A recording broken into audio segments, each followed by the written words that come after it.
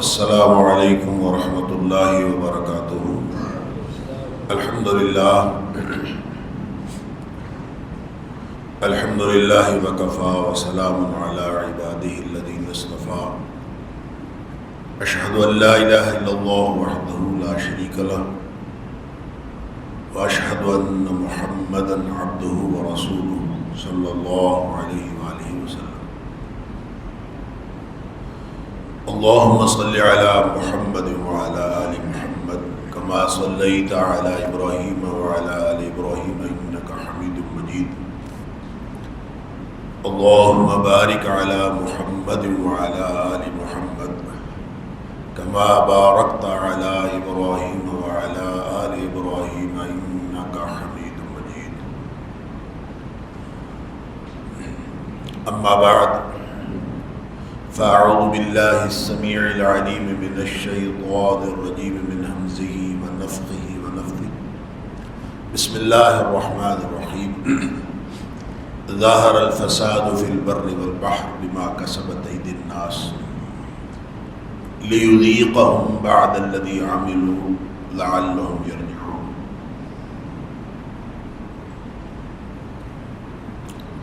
خشکی اور تری میں فساد پیدا ہو گیا، بگاڑ پیدا ہو گیا، اس لیے کہ لوگوں کے کرتوت ہی ایسے تھے۔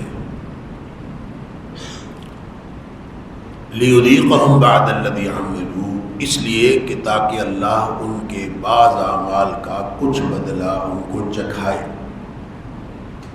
شاید کہ وہ واپس آ جائے۔ صدق اللہ العظیم۔ اللہ تعالیٰ نے مجھے اور آپ کو، ہم سب کو اس دنیا میں امتحان کے لیے بھیجا ہے، اور یہ امتحان جو انفرادی سطح کا بھی ہے، یہ اجتماعی سطح کا بھی ہے۔ اور ظاہر ہے اجتماع یا معاشرہ وہ افراد سے مل کر ہی بنتا ہے۔ جیسے افراد ہوں گے ویسا معاشرہ ہوگا۔ ہر فرد ہے ملت کے مقدر کا ستارہ، افراد کے ہاتھوں میں ہے اقوام کی تقدیر۔ ہر فرد ہے ملت کے مقدر کا ستارہ، افراد سے ہی ملتیں بنتی ہیں، قومیں بنتی ہیں۔ تو پورا معاشرہ اجتماعی طور پر معاشروں کا، قوموں کا، امتوں کا امتحان ہوتا ہے، اور انفرادی سطح پر ہر فرد کا بھی امتحان۔ تو یہ جو امتحان کے مراحل ہیں یہ کم زیادہ ہوتے رہتے ہیں، کبھی امتحان آسان ہوتا ہے، کبھی امتحان مشکل ہوتا ہے۔ اور اجتماعی طور پر اللہ کریم نے ایک ایسا نظام بنایا ہے کہ ہر فرد کا کردار اجتماع میں اہم ہے، اور جب اجتماعی طور پر کوئی صورتحال پیدا ہو جائے اور کوئی وقت ایسا ہو کہ فرد جو ہے وہ کردار ادا کر سکتا ہو اور وہ ادا نہ کرے تو وہ مجرم ٹھہرتا۔ اور اگر کوئی سچویشن ایسی پیدا ہو جائے کہ فرد اور معاشرے کے مفادات آپس میں ٹکرا جائیں تو معاشرہ یا امت پہلے ہے، فرد بعد میں۔ اسلام اپنے بعض افراد کو قربان کر دیتا ہے معاشرے کی اصلاح کے لیے۔ مجرموں کو تو کرتا ہی ہے، جن لوگوں کو سمجھ نہیں آتی کہ ایک بندہ جو ہے قاتل ہوتا ہے تو قتل کی سزا، قتل کیوں ہے، سزائے موت کیوں ہے، بڑی سخت سزائیں ہیں۔ چور کا ہاتھ کاٹ دینا اتنی سخت سزا، بڑی سخت سزائیں کیوں؟ اللہ اکبر۔ اللہ تعالیٰ فرماتا ہے وَلَكُمْ فِي الْقِصَاصِ حَيَاةٌ يَا أُولِي الْأَلْبَابِ لَعَلَّكُمْ تَتَّقُونَ،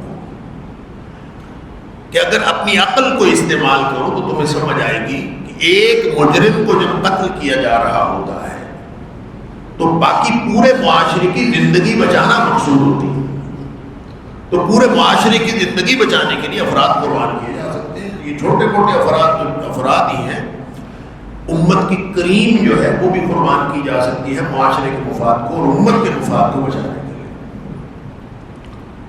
اس کی ایک مثال ہمیں ملتی ہے، حضرت عمر فاروق رضی اللہ تعالی عنہ جب حملہ ہوا، اور حملہ ہونے کے بعد آپ 3 دن تک زندہ رہے، زخمی تھے. اس دوران مشورہ ہوتا رہا کس کو خلیفہ نامزد کر دیں، نہ کریں، یہ کریں وہ کریں. بالآخر 6 بندوں پر مشتمل ایک کمیٹی بنا، اور وہ کمیٹی کون سی تھی، ان کا میرٹ کیا تھا، ان کی ایلیجیبلٹی کیا تھی. وہ سارے کے سارے بقیہ 10 مبشرہ میں سے جو 7 لوگ تھے ان میں سے 6 لوگ تھے. صرف ایک فرد اس کو نہیں رکھا کمیٹی میں، اس کا نام تھا سعید بن زید رضی اللہ تعالیٰ عنہ. ان کو اس لیے نہیں رکھا کہ وہ حضرت عمر فاروق رضی اللہ تعالیٰ کی بہنوئی تھی، تو اگر ان کو رکھ دیا جاتا تو کسی کو شک ہو سکتا تھا کہ شاید یہ اپنے بہنوئی کو امیر بنانا چاہتا. تو اس وجہ سے اتقوا بمواد التہم، کہ کہیں کوئی اس طرح کی تہمت رہتی دنیا تک لگ نہ جائے، لہذا اپنے بہنوئی کو اس میں سے مائنس کر دیا، باقی 6 لوگوں کو کمیٹی کا رکن نامزد کر دیا، اور انہی میں سے کسی نے خلیفہ بننا تھا. اور یہ امت کی کریم تھی، اس وقت کے جتنے لوگ تھے ان میں سے سب سے اعلیٰ لوگ ہوئی تھی.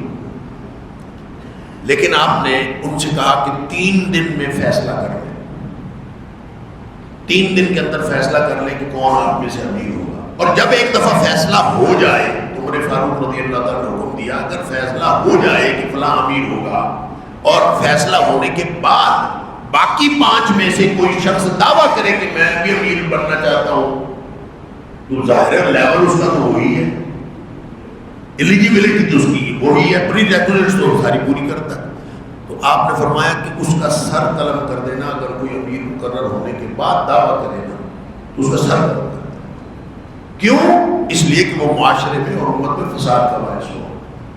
لہذا جہاں کہیں معاشرے اور فرد کا مفاد ٹکراتا ہے تو امت اہم ہوتی ہے، معاشرہ زیادہ اہم ہوتا ہے. افراد کا جو مفاد ہے وہ کمپرومائز ہو جائے تو خیر ہوتی ہے. امت کو سامنے رکھنا چاہیے، امت کو ٹارگٹ کرنا چاہیے، معاشرے کو کس میں فائدہ ہے وہ کام کرنا چاہیے. لہذا پورے دین کا مزاج ہمیں یہ نظر آتا ہے جس میں اجتماعیت ہے.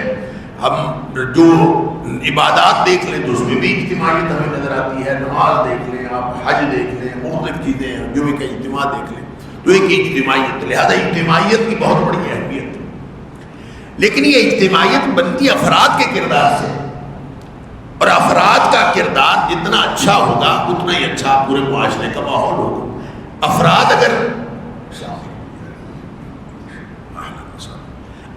اگر بے حیا ہوں گے تو پورا معاشرہ بے حیا ہوگا. افراد با کردار ہوں گے تو پورا معاشرہ با کردار ہوگا. افراد اگر للہیت میں ڈوبے ہوئے ہوں گے تو پورا معاشرہ للہیت میں ڈوبا ہوا ہوگا. تو جو اپنی اپنی ترجیحات ہیں وہی ریفلیکٹ کرتی ہیں بڑے لیول پر. اور بعض اوقات کوئی ایک شخص ایسی غلطی کرتا ہے معاشرے میں، معاشرے کے اور فرد کے کردار کی میں بات کر رہا ہوں، پھر میں ان حالات کی طرف آؤں گا اور پھر اس کو کنکلوڈ کر دوں گا اللہ کی توفیق سے. دیکھیں اگر افراد کو کسی جگہ ایسا محسوس ہو کہ امت کے اندر گڑبڑ ہو رہی ہے، اور وہ گڑبڑ بھی ایسی ہے کہ آدمی اس کو درست کر سکتا ہے لیکن نہیں کرتا، کہتا میرا کیا تعلق ہے اس سے. ہم بہت سارے کام ایسے ہی کرتے ہیں کہ ہمارا تو تعلق ہی کوئی نہیں. کسی کو چھیڑو نہ، اپنی چھوڑو نہ. کتنا زبردست خوبصورت نعرہ، لیکن نبی کریم صلی اللہ علیہ وسلم کے اس حکم کے خلاف ہے. فمن رأى منکم منکرا فلیغیرہ بیدہ، جو کوئی تم میں سے برائی ہوتی دیکھے اس کو اپنے ہاتھ سے روک دے. نہیں روک سکتا ہاتھ سے، قوت نافذہ نہیں رکھتا. اس کا مطلب یہ نہیں ہے کہ آپ چور کو دیکھیں اور پکڑ کے اس کا ہاتھ کاٹ دیں، یہ مطلب نہیں ہے. ہر شخص کی ایک ذمہ داری ہے. لا یکلف اللہ نفسا الا وسعہا. آپ اگر چور کو دیکھ بھی لیں، رنگے ہاتھوں پکڑ لیں، گھر میں کلہاڑی موجود ہو، آپ کے پاس طاقت موجود ہے، آپ اس کا ہاتھ کاٹ سکتے ہیں، پھر بھی وہ ہاتھ کاٹنا آپ کی ذمہ داری نہیں ہے. آپ اس کا ہاتھ کاٹیں گے تو آپ مجرم ہوں گے. کیوں؟ یہ ریاست کی ذمہ داری، یہ اسٹیٹ کی ذمہ داری، آپ کی ذمہ داری نہیں. کسی نہ فرد کی ذمہ داری ہے نہ کسی گروپ کی ذمہ داری، یہ ریاست کی ذمہ داری. اور جس معاملے میں ریاست میں فساد پیدا ہو وہ کوئی فرد بھی نہیں کر سکتا، کوئی گروپ نہیں کر سکتا۔ لہذا نتائج سے دیکھ لیں، کوئی گروپ، کوئی فرد ایسا کام کر رہا ہو جس میں ریاست کے اندر، معاشرے کے اندر اور امت کے اندر اور اجتماعیت کے اندر فساد پیدا ہو، تو وہ فرد جو ہے وہ قابل گردن زدنی ہوگا تاکہ معاشرہ بچ جائے۔ اور اگر لیکن کردار وہ ہر ایک نے کرنا ہے۔ فمن رأى منکم منکرا، اس کا معنی یہ ہے کہ جو جس لیول کی قوت نافذہ رکھتا ہے، فمن رأى منکم منکرا فلیغیرہ بیدہ، جو کوئی شخص بھی قوت نافذہ ہے تو اس کو چاہیے کہ وہ برائی کو اپنے ہاتھ سے کچل۔ قوت نافذہ پتہ کیا ہوتا ہے؟ ہر لیول کی قوت نافذہ مختلف ہے۔ مثلا حکومتی لیول پہ قوت نافذہ حکومت ہوگی ریاست کے لیول پہ، اس کے پاس اختیار ہے، لہذا وہ ہاتھ سے روکے۔ اگر ملکی لیول کا جرم ہو رہا ہے تو روکنا ان کا ذمہ داری ہے، صوبائی لیول کا تو صوبے کی حکومت کی ذمہ داری ہے۔ اگر اس مدرسے کا کوئی انتظام میں خرابی اور گڑبڑ ہو رہی ہے تو اس کو روکنا اس مدرسے کے مدیر کی ذمہ داری ہے۔ مدرسے کا مدیر یہ نہیں کہہ سکتا کہ میں تو چونکہ عوام ہوں اور میں قوت نافذہ نہیں ہوں تو یہ پہلا جو حکم ہے اس کو ہاتھ سے کچل دوں۔ نافذ کرنا اس شخص کی ذمہ داری ہے جو قوت نافذہ ہے، جیسے پورے ریاست کے اندر حکومت کی ذمہ داری ہے، جو ادارے کا مدیر ہے اس کی ذمہ داری کو نافذ کرنا۔ گھر کے لیول پہ جو نبی پاک صلی اللہ علیہ وسلم نے اس کی تشریح فرمائی، کلکم راع وکلکم مسئول عن رعیتہ، تو آپ نے فرمایا والرجل راع فی بیتہ، گھر کا بادشاہ جو ہے مرد ہوتا ہے، لہذا گھر کے اندر قوت نافذہ مرد ہے۔ مرد اگر اپنے گھر میں ہوتی برائی روکتا نہیں آپ سے تو یہ مجرم۔ ہاں جہاں ہم قوت نافذہ نہیں ہے اس لیول کا جرم ہے، اس لیول کی برائی ہے، اس لیول کا خرابہ ہو رہا ہے جس میں ہم قوت نافذہ نہیں ہے، قوت نافذہ کوئی اور ہے تو ہم ذمہ دار نہیں۔ پھر ہماری ذمہ داری کہاں آ جاتی ہے؟ فَإِن لَّمْ يَسْتَطِعْ فَبِلِسَانِهِ، آپ قوت نافذہ نہیں ہے تو آپ کم از کم زبان سے تو روکیں، آپ زبان سے تو یہ بات کہیں کہ یہ فلاں خراب معاملہ ہو رہا ہے، یہ امت بگڑ رہی ہے، امت کے اندر یہ مسئلہ ہے، یہ زبان سے کہنا یہ آپ کی ذمہ داری ہے۔ اور اگر آپ زبان سے بھی نہیں کہتے تو پھر دل سے، فبقلبہ، کم از کم برائی کو دل سے برا سمجھنا، یہ ایمان کا آخری درجہ ہے۔ جس دن معاشرہ یا معاشرے کا کوئی فرد برائی کے ساتھ کمفرٹیبل ہو گیا اور برائی ہوتے دیکھ کے دل میں نفرت نہیں آتی، سمجھ لیجیے ایمان دل سے رخصت ہو گیا، یہ آخری درجہ تھا، وہ ختم ہو۔ اب آپ اپنے معاشرے میں دیکھیے کس کس چیز پر دل کڑتا ہے اور کس کس چیز پر نہیں کڑتا۔ اگر تو دل کڑتا تو خوش ہو، آپ کو مبارک ہو، ایمان کی رمق موجود ہے۔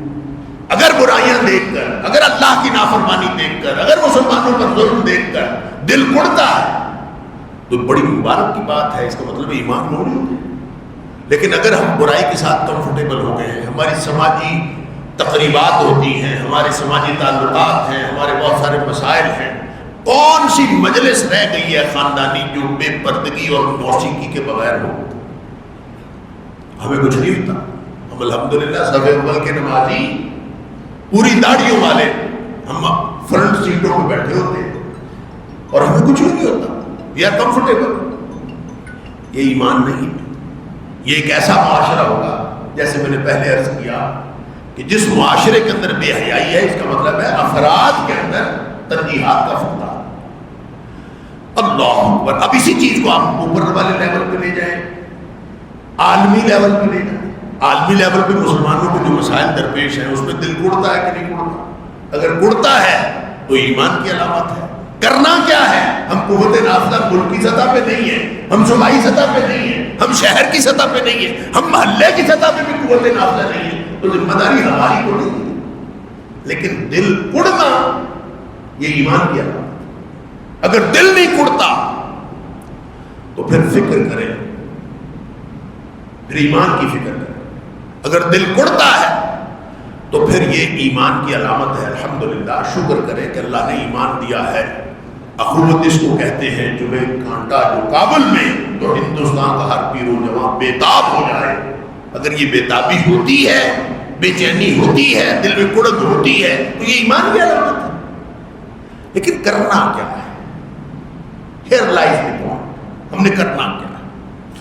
کرنا یہ ہے کہ جو کردار اللہ نے آپ کی استطاعت میں رکھا ہے وہ کردار آپ نے ادا کرنا. ہر شخص کی استطاعت مختلف ہے. اس ادارے کے جو مدیر ہیں ان کی استطاعت اور ہے، اور جو اس ادارے کا خادم ہے اس کی استطاعت اور ہے. خادم کہہ سکتا ہے کہ میں نے تو مدیر کو کہہ دیا تھا یہ فلاں خرابی ہے، اب وہ نہیں کرتے تو کی مرضی، اس کی ذمہ داری ختم. مدیر نہیں کہہ سکتا کہ میں نے کہہ دیا تھا اور میری ذمہ داری ختم ہو گئی. مدیر کی ذمہ داری نافذ کرنا ہے. مدیر کی ذمہ داری اس برائی کو اور خرابی کو، فساد کو ختم کرنا ہے. لہذا اگر فساد عالمی سطح پہ ہو رہا ہے، یہ جنگیں کون سی ہیں؟ تیسری عالمی جنگ چھڑ گئی ہے. اللہ اکبر. یہاں میں اس عالمی تناظر کی طرف جانے سے پہلے ایک بات عرض کرتا ہوں کہ اگر ہم بولتے نہیں نا اور جتنی استطاعت ہے وہ بھی نہیں کرتے تو اس کے لیے ایک حدیث سن لیجیے. سبحان اللہ.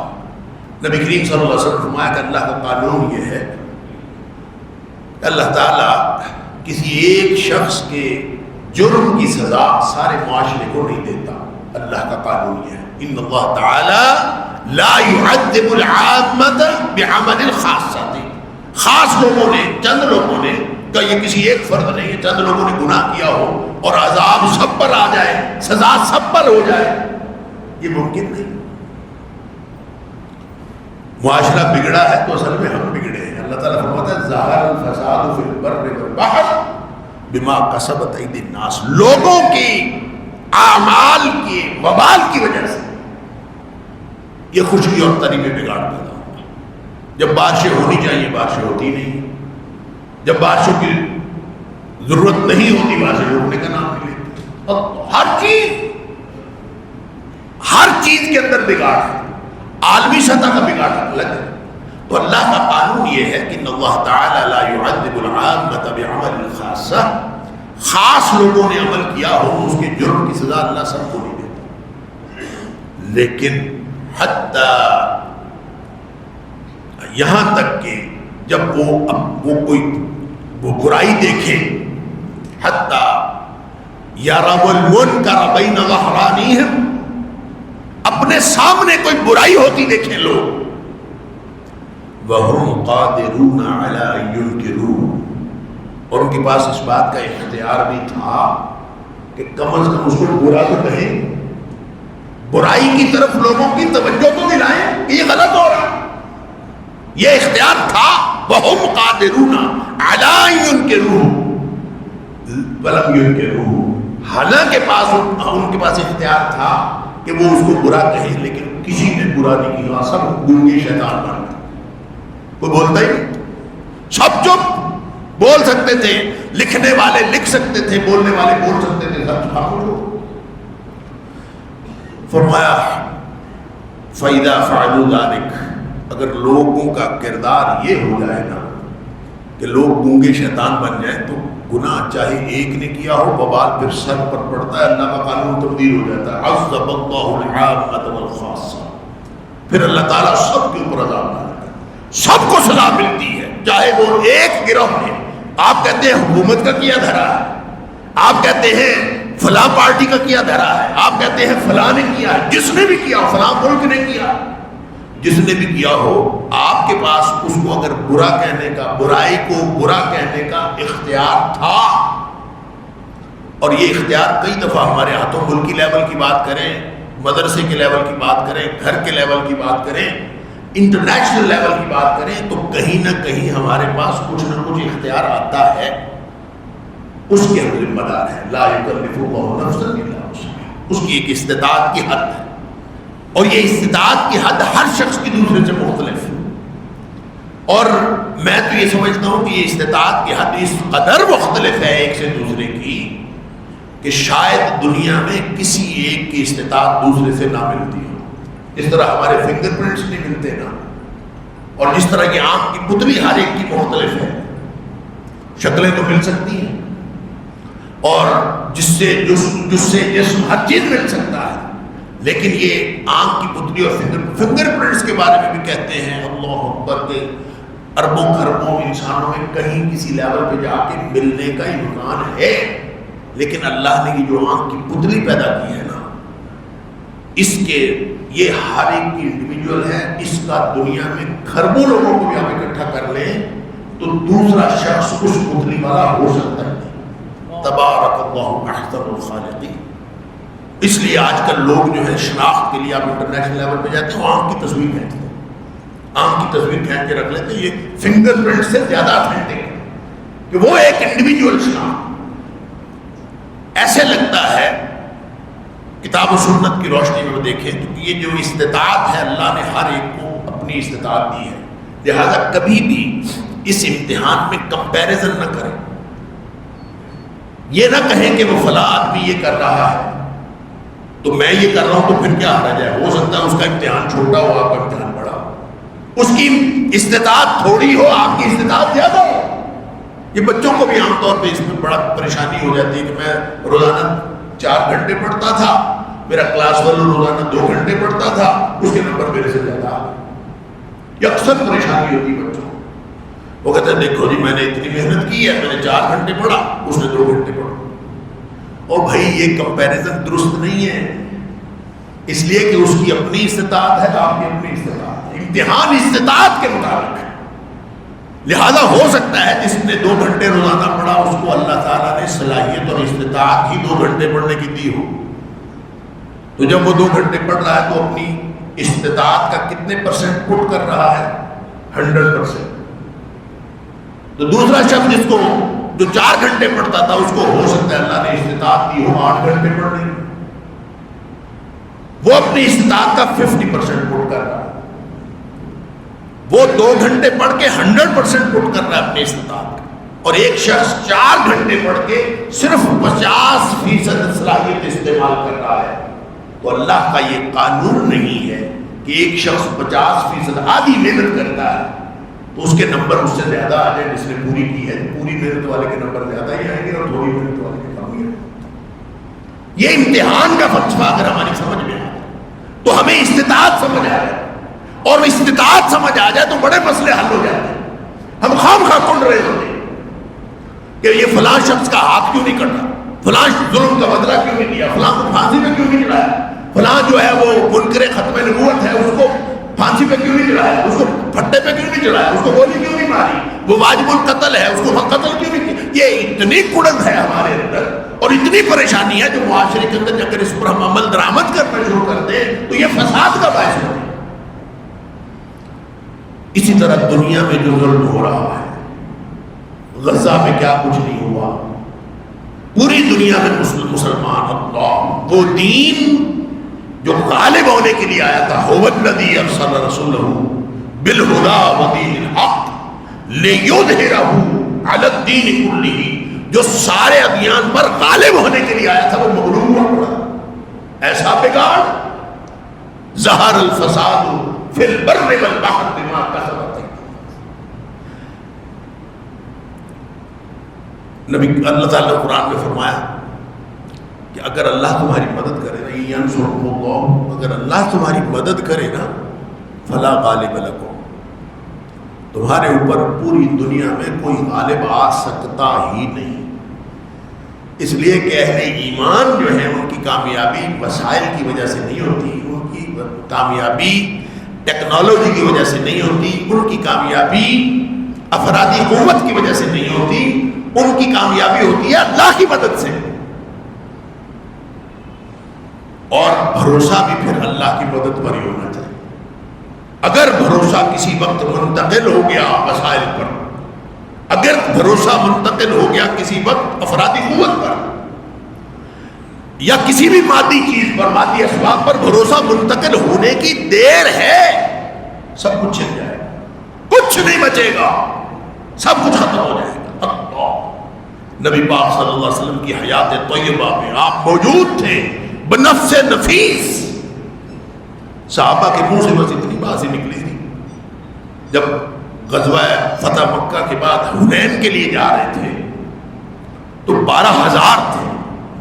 اتنا بڑا لشکر اس سے پہلے مسلمانوں کو کبھی ہوا ہی نہیں تھا. تو بعض صحابہ کے زبان سے اتنی بات نکلی تھی ہم تو 313 تھے تو ہم نے ہرا دیا تھا, آج تو 12,000 ہے, آج کون ہمارا مقابلہ کرے گا.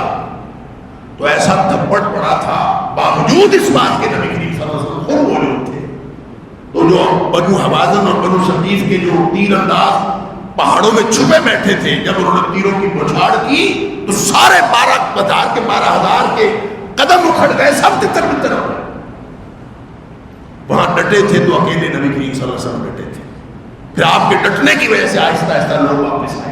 لیکن اللہ نے یہ دکھایا کہ بھلے نبی پاک صلی اللہ علیہ وسلم بنفس نفیس موجود ہو, جب تمہارا بھروسہ اللہ کی مدد سے افرادی قوت کی طرف منتقل ہوگا یا وسائل کی طرف منتقل ہوگا تو تھپڑ پڑے گا ہی پڑے گا.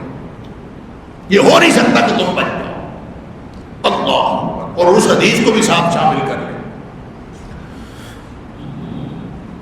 ایک آیت شامل کر لیں, ایک حدیث شامل کر لیں.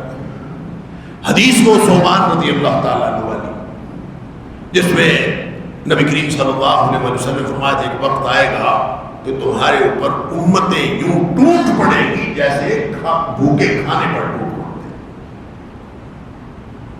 اللہ کے رسول صلی اللہ علیہ وسلم تھوڑے ہوں گے, کس وجہ سے ہمارے اوپر ٹوٹ پڑے گے. فرمایا وَلَٰكِنَّكُمْ يَوْمَئِذٍ كَثِيرٌ, تم تو بہت زیادہ تعداد میں ہو گئے اس میں, اربوں خربوں. اللہ, 1.5 ارب کتنے ہیں مسلمان.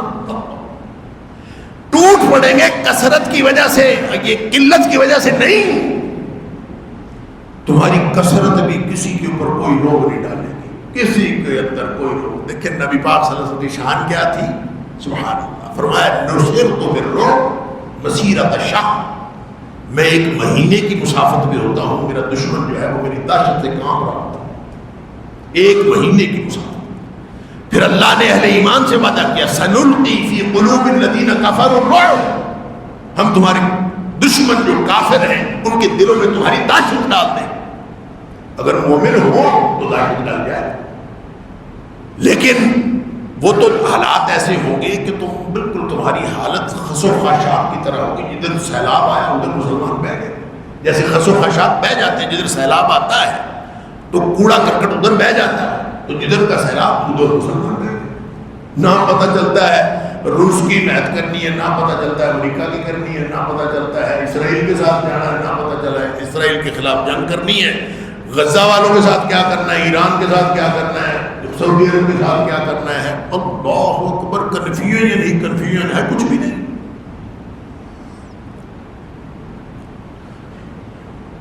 لوگ بیٹھ کے جو رائے عامہ ہموار کرنے والے ہیں وہ اور طرح کی باتیں بتاتے ہیں. رویبضہ جیسے نبی پاک صلی اللہ علیہ وسلم ینطق فی الرویبضہ, حالات اس قدر گمبھیر کے دھوکے کا دور, جھوٹا سچا بن گیا, سچا جھوٹا بن گیا, اور امانت دار بددیانت بن گیا, بددیانت امانت دار بن گیا. باتیں بتانے والے اور رائے عامہ ہموار کرنے والے ٹاک شوز والے وہ سارے رویبضہ ہیں.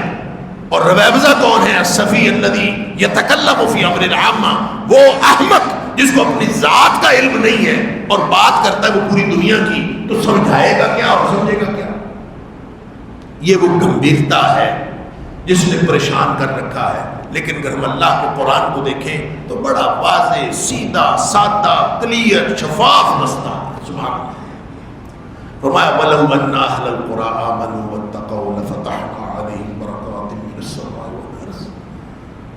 اگر یہ بستیوں کے لوگ واقعتاً ایماندار ہوتے, میں نے عرض کیا تھا ہر فرد ہے ملت کے مقدر کا ستارہ, اگر یہ بستیوں کے لوگ واقعتاً ایماندار ہوتے اور زندگی انہوں نے اس ترجیحی نقطے پر گزاری ہوتی کہ کس بات میں میرا اللہ راضی ہے اور کس بات میں ناراض, اسی کو تقویٰ کہتے ہیں. اس طلب, اس احساس کو تقویٰ کہتے ہیں کہ ہر دم انسان کو یہ فکر ہو کہ کہیں میرا اللہ ناراض نہ ہو جائے اور کہیں میں اللہ کی خوشنودی سے محروم نہ رہ جاؤں. اللہ مجھ سے کوئی چھوٹے سے چھوٹا کام، کوئی چھوٹی سے چھوٹی ایسی حرکت سرزد نہ ہو جائے جو تیری ناراضگی کا باعث بن سکے۔ اللہ کوئی چھوٹے سے چھوٹا کام جو تیری خوشنودی کا باعث بن سکتا ہے وہ مجھ سے رہ نہ جائے۔ یہ فکر اور یہ دوہری تڑپ، یہ دوہرا احساس، اسی کا نام تقویٰ ہے۔ نبی کریم صلی اللہ علیہ وسلم تقویٰ ہاتھ کا یہ یہاں معیار گھر کا ہے تو اس معیار کا تقویٰ، معیار صوبے کا ہے تو اس معیار کا تقویٰ قوم بنتی ہے نا، ملت بنتی ہے نا، امت بنتی ہے نا۔ اور اگر آدمی لیول کی بات ہے تو اس لیول کا تقویٰ سب لوگ اگر اس لیول کے ہوں گے، وَلَوْ أَنَّ أَهْلَ الْقُرَىٰ آمَنُوا وَاتَّقَوْا، اگر یہ بستیوں کے لوگ واقعتاً ایمان والی زندگی گزار رہے ہوتے اور واقعتاً یہ ان کا ترجیح یہ ہوتی کہ ہمارا اللہ جو ہے اس کو اپنے خوش کرنا ہے اور اللہ کی ناراضگی سے بچنا ہے، اگر یہ ہوتا لَفَتَحْنَا عَلَيْهِمْ بَرَكَاتٍ مِّنَ السَّمَاءِ وَالْأَرْضِ، ہم زمین و آسمان سے ان کے اوپر خیر و برکت کے دروازے کھول دیتے۔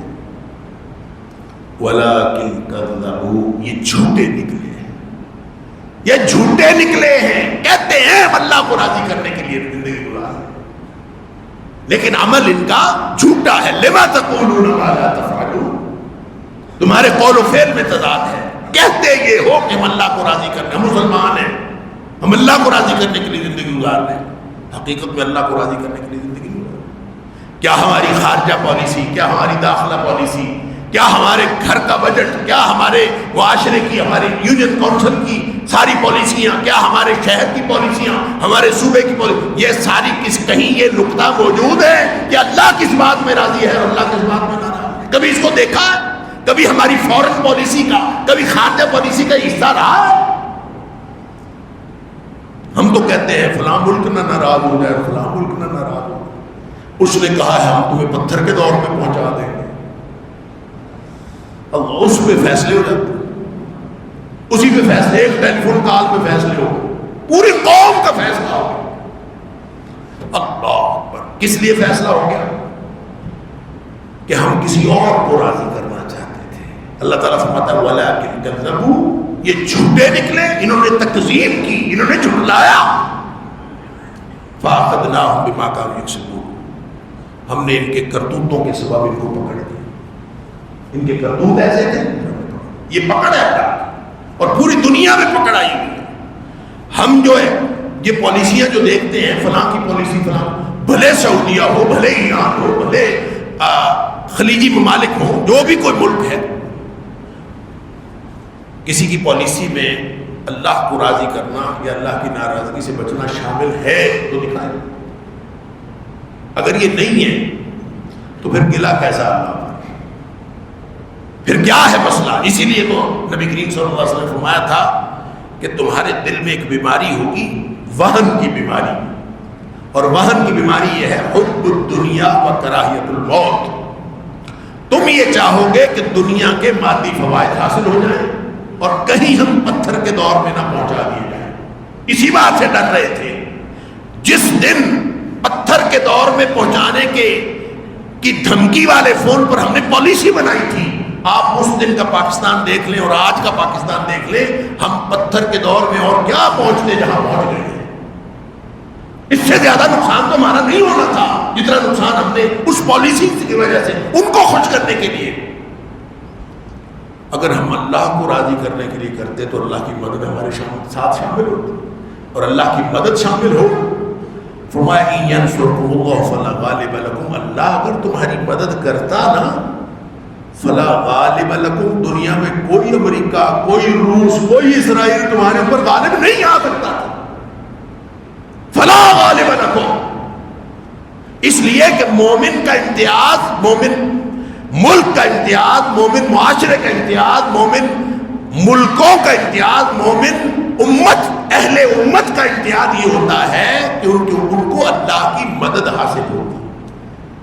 فرمایا ان ینصرکم اللہ فلا غالب لکم، اگر اللہ کی مدد تمہارے ساتھ ہوتی تو تمہارے اوپر کوئی غالب آ ہی نہیں سکتا۔ اگر تم مغلوب ہو نا تو صاف مطلب ہے کہ اللہ کی مدد تمہارے ساتھ ہے۔ اس کو آگے واضح کر فرمایا بھائی یخذلکم، اگر اللہ ہی تمہیں چھوڑ گیا، یعنی وسائل پر بھروسہ تو پہلے بھی نہیں تھا، وسائل کی وجہ سے آپ تاریخ دیکھ لیں، غزوہ بدر سے لے کر آج تک جتنی جنگیں مسلمانوں کی غیر مسلموں سے ہوئی ہیں، ایک بھی جنگ آپ کو ایسی نہیں ملے گی جس میں مسلمان افرادی قوت یا وسائل کے اعتبار سے اپنے دشمن سے زیادہ ہو پھر ان کو کامیابی ملی۔ ہمیشہ اسی میں کامیابی ملی ہے جب ان کے افرادی قوت بھی کم ہوئی ہے، وسائل بھی کم ہوئے، اس میں کامیابی ملتی ہے، کیونکہ ان کی کامیابی کا انحصار اللہ کی مدد پر ہوتا ہے، وسائل پر یا افرادی قوت پر نہیں ہوتا۔ وہ جو اقبال نے کہا تھا، کافر ہے تو شمشیر پہ کرتا ہے بھروسہ، مومن ہے تو بے تیغ بھی لڑتا ہے، تلوار ہاتھ میں ہو یا نہ ہو اس سے فرق نہیں پڑتا۔ یہ نہیں فرمایا بے تیغ ہی لڑتا ہے سپاہی، کہ اس کی ضرورت نہیں ہے، ضرورت ہے۔ تو کہنے کی بات یہ ہے کہ وہ جو روش تھی وَلَوْ أَنَّ أَهْلَ الْقُرَىٰ آمَنُوا وَاتَّقَوْا لَفَتَحْنَا عَلَيْهِمْ بَرَكَاتٍ مِّنَ السَّمَاءِ وَالْأَرْضِ، ہماری ترجیحات ہی بدل گئی، ہم نے اپنی ترجیحات اور کر لی، اور اللہ فرماتا ہے يَخْذُلْكُمْ، اگر اللہ ہی تمہیں چھوڑ جائے، فَمَنْ ذَا الَّذِي يَنصُرُكُم مِّن بَعْدِهِ، اس کے بعد پھر دنیا میں تمہاری مدد کرنے والا ہوگا ہی کوئی نہیں۔ پھر یا امریکہ یا روس یا فلانا یا اورلا یا پرلا پکارتے رہو، تمہاری مدد کو کوئی نہیں۔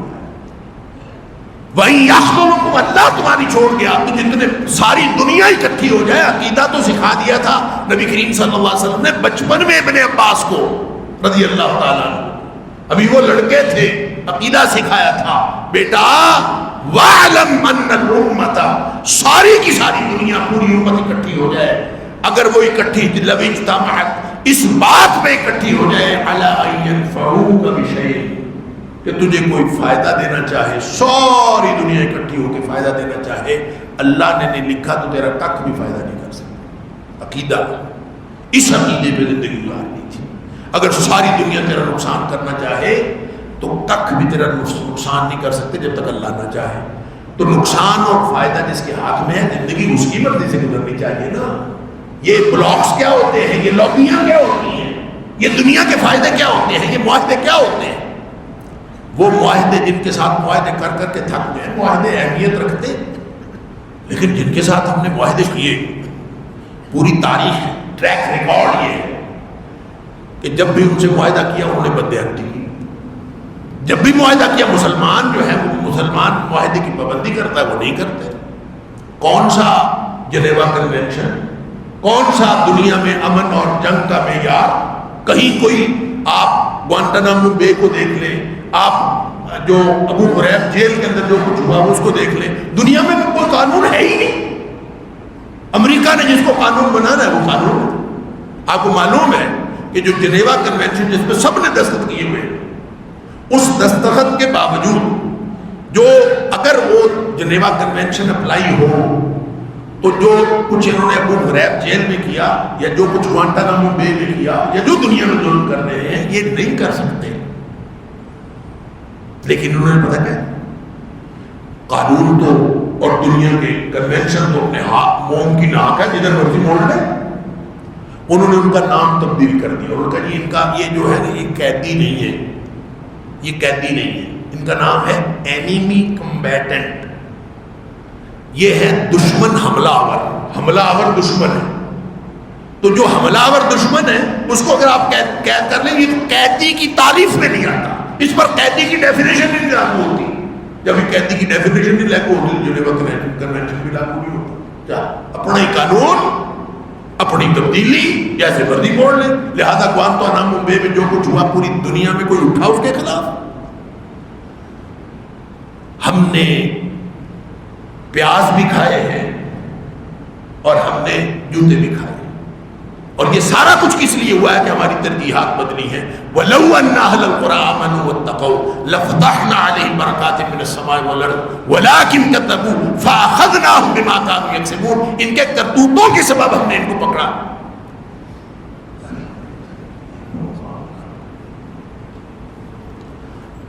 لہذا اس گمبھیرتا میں، اس صورتحال میں ہمیں کرنا کیا ہے؟ میں نے پہلے عرض کیا، امتحان، استطاعت کی لمٹ اور ایمان، ان اس ترتیب کو بھولے نہیں۔ ترتیب کو سامنے رکھ کے اب دیکھیں کہ تقاضا کیا ہے. تقاضا یہ ہے کہ پہلا تقاضا یہ ہے کہ مومن کا دل ہر برائی، ہر فساد اور ہر ظلم پہ اڑے. اگر اڑتا ہے تو الحمدللہ ایمان موجود ہے. اللہ تعالیٰ آپ کو مبارک کرے. اور دوسری بات، اس پر اپنا کردار ادا کرنا. کردار کیا ہے؟ اگر تو آپ قوت نافذہ ہیں تو آپ عملی طور پر کریں. آپ قوت نافذہ نہیں ہے، جیسے میں نے ترتیب پوری بیان کر دی. اگر آپ قوت نافذہ نہیں ہیں تو پھر آپ اس کے مکلف ہی نہیں ہیں، اور جس کے آپ مکلف نہیں ہیں اس کے بارے میں آپ پریشان نہ ہوں، کنسرن نہ رکھیں، اس لیے کہ وہ سوال آپ سے نہیں پوچھا جائے. غزہ میں ظلم ہو رہا ہے اور اتنا ظلم ہوا، ہمارا دل کرتا ہے کہ ہم بندوق پکڑیں اور اٹھ کے نکل کھڑے ہوں، ایسے ہی دل کرتا ہے. لیکن یہ ذمہ داری ہماری نہیں ہے. عمر فاروق رضی اللہ تعالیٰ عنہ کے دور میں جب فوج باقاعدہ بنا دی گئی تو جہاد کرنا، فوجی خدمت دینا، وہ فوجیوں کی ذمہ داری قرار پائی. سویلین جو ہیں ان کی ذمہ داری یہ نہیں تھی کہ اب جب بھی جنگ ہوئی ان تو کنٹونمنٹ بن گئے. حضرت عمر فاروق رضی اللہ عنہ کے دور میں کنٹونمنٹ بن گئے. یہ کینٹ جو ہم دیکھتے ہیں یہ پہلی دفعہ عمر فاروق رضی اللہ عنہ کے دور میں. یہ فوج اسی لیے بنائی تھی کہ اس نے لڑنا ہے. اب بھلے آپ کی یہ قومی ریاستیں ہیں، بھلے یہ آپ کی 57 ریاستوں میں تقسیم ہو گئے، لیکن ہر یونٹ وہی شرعی حیثیت رکھتا ہے کہ اس کے اوپر پابند، اس کے اوپر جو سسٹم ہے، جو بھلے وہ درست ہو یا نہ ہو لیکن اس کا سسٹم وہ وہی اہمیت رکھتا ہے جو میں نے شروع میں عرض کی. افراد یا گروپس اگر ایکشن کریں گے تو وہ فساد کا باعث بنیں گے. ذمہ دار ہمیشہ ریاست ہوتی ہے. لہذا ریاست جب کام کرے گی تو معاشرے کی سطح پر، قوم کی سطح پر، امت کی سطح پر وہ ذمہ دار ریاست ہے، میں اور آپ ذمہ دار نہیں. لہذا غزہ والوں کی مدد کی ہے کہ نہیں کی، جواب دے گا قیامت والے دن سید عاصم منیر یا پھر نواز شریف اور شہباز شریف. ہم نے جواب دے.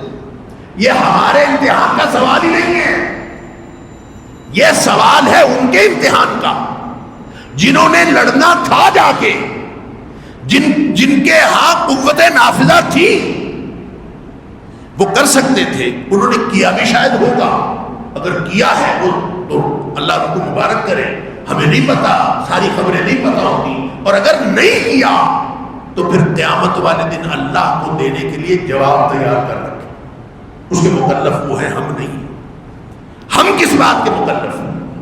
ہم اس بات کے مکلف ہیں کہ ہم جہاں موجود ہیں اگر ہمارا دل کڑا ہے ان کے لیے تو الحمدللہ.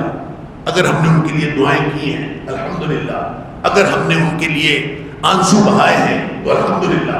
اگر ہم نے کسی نے کہا کہ ان کی پروڈکٹس کا بائیکاٹ کرنے سے ان کو نقصان ہوتا ہے، اگر ہم نے یہ کیا ہے تو الحمدللہ. ہم یہی کر سکتے تھے، لا یکلف اللہ نفسا الا وسعہا. رہ گئی یہ بات کہ یہ جو ملاحم ہیں، یہ جو جنگیں ہیں، یہ کوئی کہتا ہے تیسری عالمی جنگ ہے، کوئی کہتا ہے وہ جو ملحمۃ الکبریٰ حدیث میں آیا یہ وہ والی جنگ ہے اور اس کا آغاز ہے ہمیں کسی ایک طرف ہونا ہے. کس طرف ہونا ہے؟ ایران کے ساتھ ہونا ہے کہ سعودی عرب کے ساتھ ہونا ہے؟ اللہ اکبر. دیکھیں یہ ہماری استطاعت کے باہر کے سوالات ہیں. ہماری استطاعت وہاں تک نہیں. البتہ ایک بات ہمیں ضرور اپنا کنٹریبیوشن دینے کے لیے سمجھنی چاہیے کہ جب ہمارے باہمی فیصلے ہو رہے ہوں، مسلمانوں کے ساتھ لڑائیاں ہو رہی ہوں، ایران سعودیہ سے لڑ رہا ہو یا سعودیہ ایران سے لڑ رہا ہو، تو ہم نے ایمان کے تقاضوں کو بلند رکھنا. اور ایمان کا تقاضا یہ ہے کہ آپ ہمیشہ کتاب و سنت کے ساتھ کھڑے رہیں. لہذا جب آپ کتاب و سنت کی جو تقاضا کتاب و سنت کا ہوگا آپ ان کے ساتھ ہوں گے.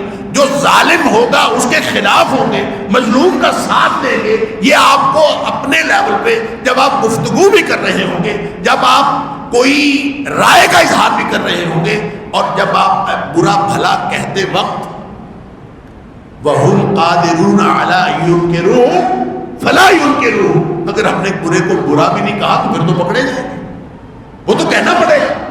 تو وہ آپ نے اس تقاضے کے مطابق کہنا ہے جو اللہ کے فرمان اور نبی پاک صلی اللہ علیہ وسلم کے فرمان کے مطابق آپ کا ایمانی تقاضا بنتا ہے، ان کے مطابق کریں۔ لیکن اگر کافروں کے ساتھ آپ کی جنگ ہو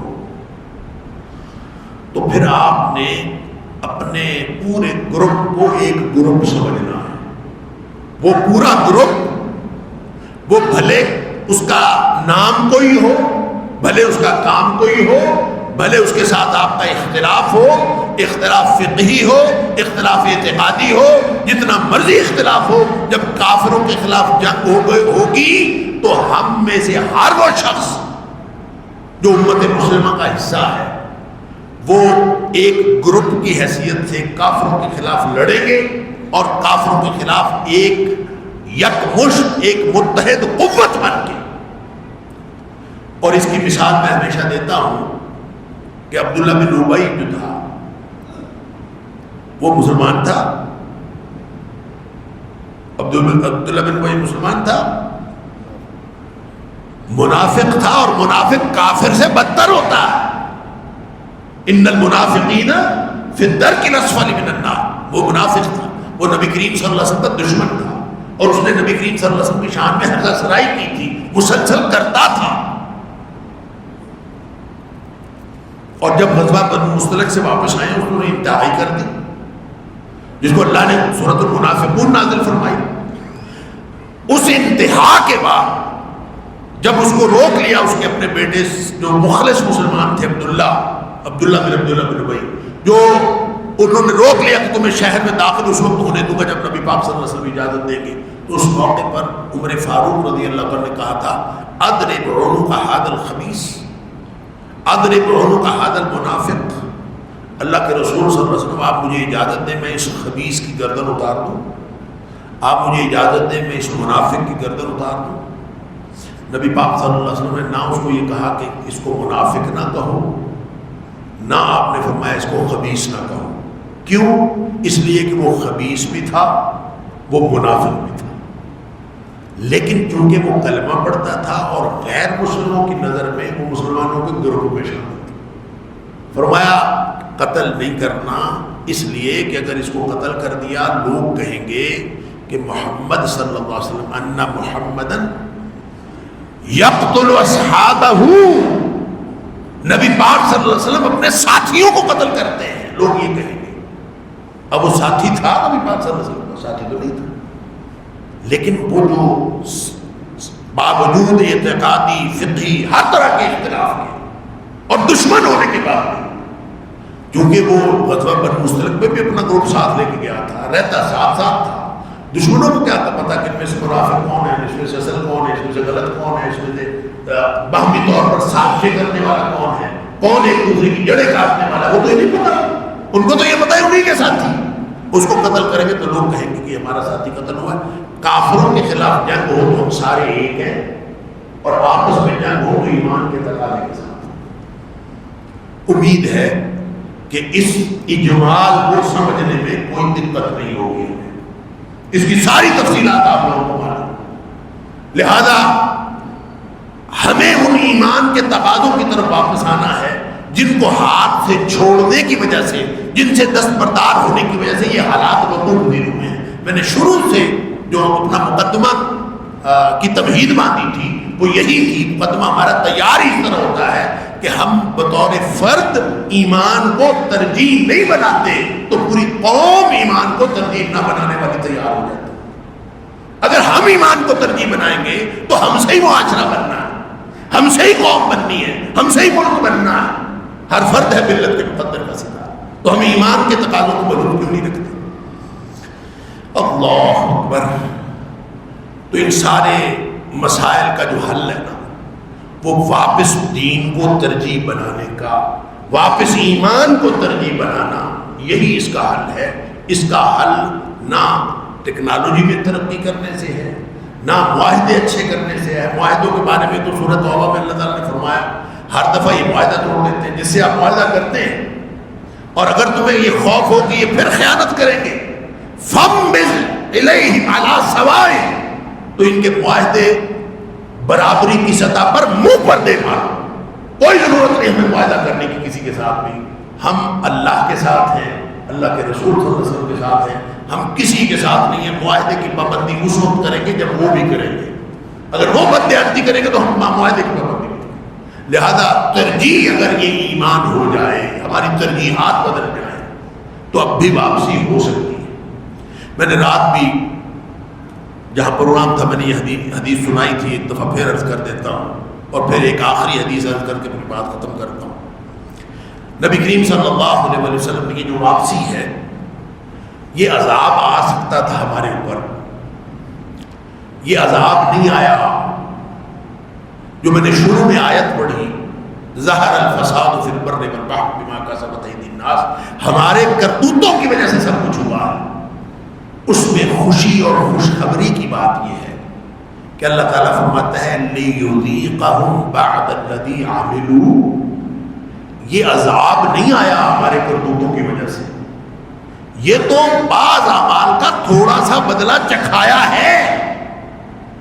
کیونکہ اگر اللہ کا عذاب آ جائے گا, اللہ تعالیٰ نے فرمایا وَلَوْ يُؤَاخِذُ اللَّهُ النَّاسَ بِمَا كَسَبُوا, اگر لوگوں کے کرتوتوں کی وجہ سے اللہ پکڑ لے, مَا تَرَكَ عَلَىٰ ظَهْرِهَا مِن دَابَّةٍ, اس روئے زمین پر تمہیں کوئی ایک جاندار چلتا ہوا نظر نہ آئے. اگر اللہ کا عذاب آ جائے, اگر اللہ کی پکڑ آ جائے, جس طرح کے کرتوت ہیں اللہ کی پکڑ نہیں آئی, ہم بچ گئے ہیں.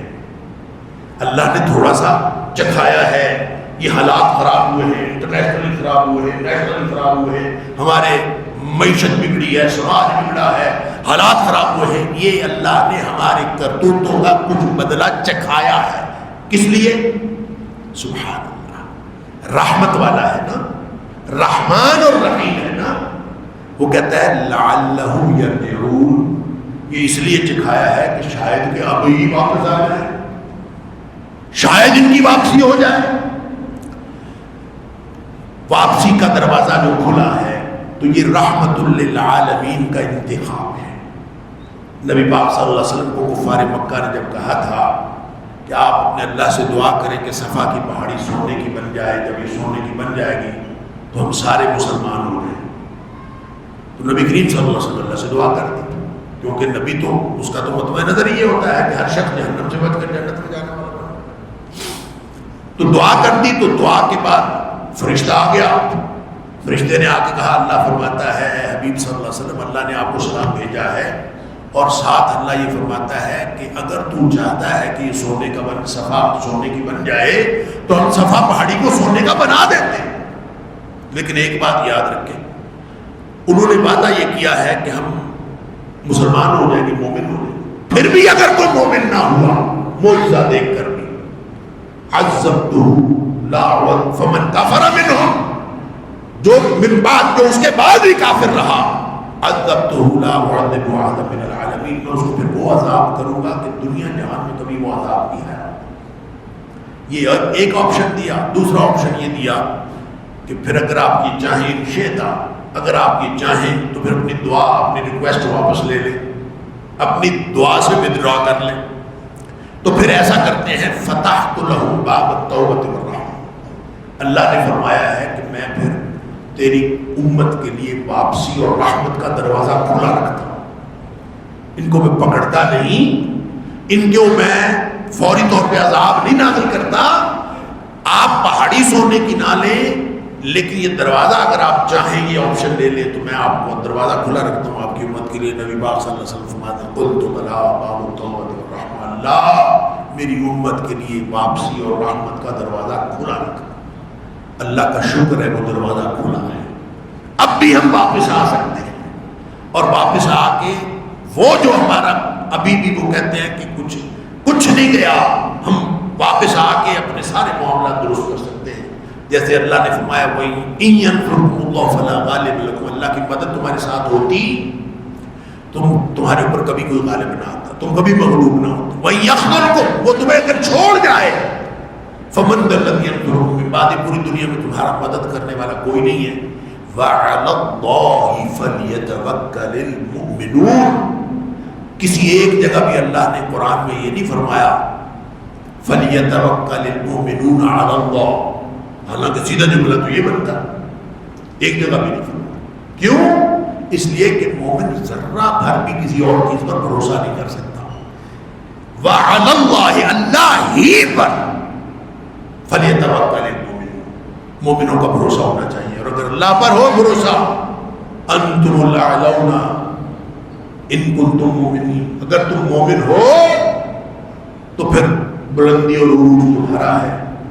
اور یہ اللہ کی رحمت ہے اور نبی رحمت صلی اللہ علیہ وسلم کا جو انتخاب ہے کہ واپسی کا دروازہ کھلا ہے. آج بھی اگر ہم دین کو ترجیح بنا لیں، ایمان کو ترجیح بنا لیں، تو ہمارے حالات بہتر ہو سکتے ہیں. ایک حدیث میں آتا ہے نبی کریم صلی اللہ علیہ وسلم اذا تبايعتم بالعين واخذتم اذناب البقر ورضيتم بالزرع، جب تمہارے حالات ایسے ہو جائیں نا کہ ہر شخص کو اپنی اپنی پڑی ہے، اپنے اپنے مفاد، اپنا اپنا ذاتی ٹنل ویژن، تھوڑا تھوڑا میری تجارت ٹھیک ہے، میرا کاروبار ٹھیک ہے، میرے معاملات صحیح ہیں، میرا گھر صحیح ہے، میرے ماں باپ، میری برادری، یعنی یہ وہ کشش، یہ محبت ہے، یہ وہ ساری جس کو سورۃ توبہ میں فرمایا کہ اگر تمہارے باپ، ماں، بہن، بھائی سب، تمہارے مال، تمہاری تجارتیں، تمہارے کاروبار، تمہاری جنت و مساکن ترضونہا، یہ ساری چیزیں، ان میں سے ایک بھی چیز اگر تمہاری ترجیح ہے نا، ایک بھی چیز اگر تمہاری ترجیح ہے تو فتربصوا حتی یأتی اللہ بأمرہ، پھر انتظار کرو کہ اللہ کا عذاب کب آتا. لہذا یہ ترجیحات ساری بدلنی پڑے. ترجیح کیا ہے؟ اللہ کو راضی کرنا. اگر یہ ترجیح بن جائے، فرمایا اذا تبايعتم بالعینہ، جب تمہیں اپنے عینہ، ایک خاص قسم کا کاروبار بھی ہوتا ہے، حرام کاروبار، مختلف کاروبار، ان میں پھنس گئے، اور اخذتم اذناب البقر، ہر شخص اپنی کاشتکاری پہ پورا فوکس، ورضیتم بالزرع، بندہ بس اس بات پہ خوش ہے فصل اتنی آ گئی، مجھے آمدنی آ رہی ہے، بات ختم. اگر ہمارا فوکس اتنا چھوٹا رہ گیا، مسائل اور ہمارا ویژن اتنا نیرو ہو گیا، وَتَرَكْتُمُ الْجِهَادَ، اور جو اللہ اور اس کے رسول صلی اللہ علیہ وسلم کے لیے اپنا سب کچھ چھوڑ دینے کا جذبہ تھا، اپنے نفس سے لے کر میدان کارزار میں کردار ادا کرنے تک، جہاں جہاں آپ قوت نافذہ تھے، اگر یہ ترجیحات بدل دی، فرمایا سلط اللہ علیکم ذلا، اللہ تعالیٰ تمہارے اوپر ذلت و رسوائی مسلط کر دے. مسلط کس نے کی ہے؟ اس کی وہی یخذلکم، جب وہی تمہیں چھوڑ گیا، فمن ذا الذی ینصرکم بعد، دنیا میں کوئی مدد کرنے والا نہیں. فرمایا لا ینزعہ، جس نے مسلط کیا نا وہ واپس نہیں کرے گا، حتی ترجعوا الی دینکم، جب تک تم اپنے دین کو اپنی ترجیح نہیں بناؤ گے. ہم جتنے لوگ بیٹھے ہیں، ہم اپنے اپنے گریبان میں جھانک کر دیکھیں، کیا ہماری ترجیح دین اور ایمان ہے؟ اگر ہے تو آپ سب کو مبارک ہو، انشاءاللہ امید کی بات ہے ہم بچ جائیں. اور اگر دین اور ایمان ہماری ترجیح نہیں ہے، اور اگر اس کے مطابق اصلاح کا عمل جاری نہیں ہے، کہ جیسے فرمایا وَمَا كَانَ رَبُّكَ لِيُهْلِكَ الْقُرَىٰ بِظُلْمٍ وَأَهْلُهَا مُصْلِحُونَ، اللہ کسی بستی کو ظلم سے ہلاک، تیرا رب ایسا ہے ہی نہیں کہ وہ کسی بستی کو ظلم کے ساتھ ہلاک کر دے، اس حال میں کہ وہ بستی والے اصلاح کا عمل جاری رکھے ہوئے ہیں. اگر ہم اصلاح کا عمل جاری رکھے ہوئے ہیں، اور اصلاح کا عمل جو ہے نقص کے احساس کا تقاضا کرتا ہے، پہلے پتہ ہو، یہ احساس ہو کہ مجھے میں واقعی کمی ہے، یہ نہیں بندہ اصلاح کرتا ہے. نقص اور عیب کیا، ہم تو جس کی بات کر رہے ہیں وہ ہم تو کہتے ہیں میں تو ٹھیک ہوں، دوسرا غلط ہے. ہمارے اندر یہ احساس ختم ہو گیا. یہ احساس جاگزین کرنے کی ضرورت ہے کہ ہم میں خرابیاں بھی ہیں، ہم میں کمیاں بھی ہیں. ان کو واپس کرنے کا، اگر ہمارے پاس واپس آنے کا جذبہ داعیہ موجود ہے اور اس کے لیے کوشش کر رہے ہیں، تو پھر اللہ کا وعدہ ہے کہ تمہیں اللہ ہلاک اور برباد نہیں کرے گا. اللہ تعالیٰ ایسی بستی کو ہلاک نہیں کرتا جہاں اسلام کا عمل جاری ہو. اور اسی طرح فرمایا کہ جو لوگ دین کو ترجیح بنا لیتے ہیں، تب اللہ تعالیٰ ذلت و رسوائی ساری دور ہٹا دیتا ہے۔ اللہ تعالیٰ مجھے اور آپ کو، ہم سب کو ایسا کردار عطا فرمائے کہ جس سے ایسی امت تشکیل پائے کہ پھر ہمیں کوئی پریشانی نہ ہو، ہماری زندگی اس طرح کی ہو جائے کہ ہم دنیا میں بھی کامیاب ہو جائیں اور آخرت میں بھی کامیاب ہو جائیں۔ وآخر دعوانا ان الحمد للہ رب العالمین۔